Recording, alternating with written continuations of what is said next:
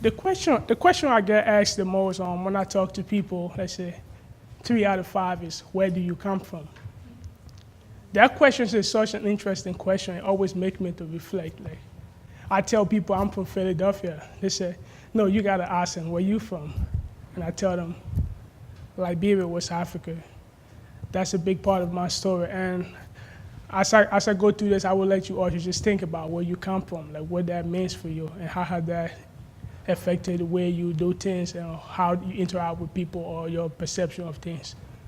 The first thing I love to show is just my word. Started with a single mama, 4 siblings. My pops came to the U.S. Long time ago, so I was raised by a single mom with my 3 younger siblings. Just in case you're wondering, that's me right here.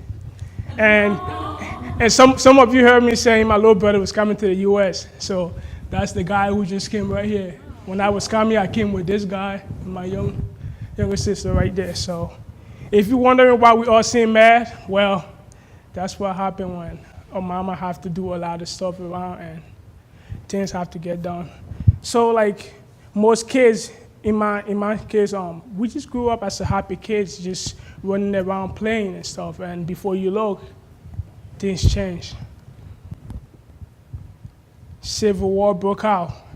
What next? The kids that you see that used to be quiet kids and everything, kids got recruited to fight war, civil war and everything. They were involved in those type of things. So you see a lot of child soldiers fighting for no reason. These kids were given drugs to fight. So they weren't even themselves. They didn't know what they was doing. So it was a large part of their experience. So the picture you see right here is a vivid description of what myself and my family have to go through, my mom and my 3 younger siblings. As the Civil War got heavy, we all had to move closer to the city. The closer you get to the city, the more you were saved, the more the government forces were there, and the rebel forces were trying to advance. So my family had to go through this thing, moving towards the city. I said all this to talk about my passion. My name is John Wilson. You all know. I believe there's no progress without the youth, just based off of my experience. So I would love to read to you a couple stats, #youth stats. Leisure time activities are central to youth development. Something during those days I never got as a young kid growing up. 2, games, sports, cultural and entertainment events, and community service play an important role in formal and non-formal education of youth. Something, again, that I was ready, that you couldn't ever do during the time of Civil War. And what's more important, another stat that I found was 2 out of 3 countries do not consult young people as part of the process of preparing poverty reduction strategy or national development plan. That's difficult because in a place like Liberia where stuff like that happens, a lot of people, a lot of youth, they just don't know what to do after the war. Like, it's hard to change their mentality and their ways. So, and I felt like being a part of Big Brothers Big Sisters for the past 10 months has really helped me to it's always reconnect me to that goal, like youth. I love the organization mission. The idea, the goal of helping every children through professionally supported one-on-one relationship. For me, that was really big. Like, as a program and special service assistant with Big Brothers Big Sisters, I got to see right off the bat, I was able to help them launch the paid mentoring program, the campus-based mentoring program. That was huge. I had to, my first time I had to sit across from somebody and interview a potential college students about being a mentor. I've always used to sitting on the other side and having to be, and somebody interviewing me for me. My supervisor would tell you, I was sweating. He said, take your time, she's just a college student, or she's just trying to get to the program, she's cool, just take your time, but I was really sweating. That was not my cup of tea. And here's just a couple of pictures. As I got through the program, I get to know a different part of Big Brothers Big Sisters. I fell in love with a lot of their other programs. It's their site-based program, community-based program, and this program called Mentor 2.0, which we have at Brashear High School. So this was one of the activities that I helped organize with my supervisor, Paul. It's called the Tiki Tower. They have to build paper and paper stripper. They have to build paper and stack it up, mentors and mentees together. Another picture here. This for me was one of the best movement of it too. When these students, you see, these are students who from the Arsenal Middle School, where I also help facilitate with another co-director. So these students are graduating from the BBBS program. They're going to high school. So this was a little bit of a celebration to help them, to thank them for their time and commitment to the BBBS program. So with this passion for youth development, I found myself in a lot of times where it was crazy, especially at Mentor 2.0. The first thing the kids would ask me, do you go to school here? I'm like, it's gonna be hard getting them to do what I want them to do. But as time went by, I was able to do a lot more, get to know them. Every time I talk to them, they say, where do you come from? My response, like Bill West Africa, opened another opportunity for me to get to know them. They were able to feel comfortable and talk to me about where they came from. They are Pittsburgh community. As I told them I was new to Pittsburgh, they were able to open up to me. And for that experience, I was very happy. And another one which I didn't get to showcase here was the Rankin Christian Center, where we take the campus-based students from. These kids, we talk about their community and stuff. They talk about gunshots in their neighborhood. They talk about the drugs, the things that they see, just for kids themselves to experience those type of things. I'm like, wow. Like, honestly, my experience of coming to America, I felt it was the greatest thing. So when you hear these things, I'm like, wow, this is different. This is eye-opening. I've never really have a youth sit across from me and really tell me, yeah, I see drugs in my neighborhood. I see guns, I hear gunshots all the time. So these things were really eye-opening. And then the passion for youth development, I was glad it was able to continue to our TSP project.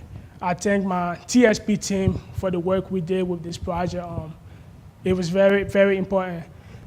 During this TSP project, I found myself, honestly, not being able to take or complete my tasks, leadership role as far as the program goes and the position goes as a leader. I wasn't able to do those, but I saw myself being able to do simple things. For example, like I was able to use what I learned from Big Brothers Big Sisters the first day I went there, which was the little icebreaker activity I did, You Got Mail. I was able to incorporate that from Big Brothers Big Sisters and bring it in. And I was also able to, during the family dance party which we had, I was able to leave the gym because the kids we told them about the party, but they never came. So I had to leave the gym and actually go and see them. They was playing basketball. I told them, hey, you guys don't forget. And I came back and brought the kids back, and they came to the party. So yeah, this is just again, that's the Rankin Christian Center. Not only our Big Brothers Big Sisters, not only was I able to help from and see the program from a campus-based perspective or the various program, but I was also able to see it from a, let's say, the community base.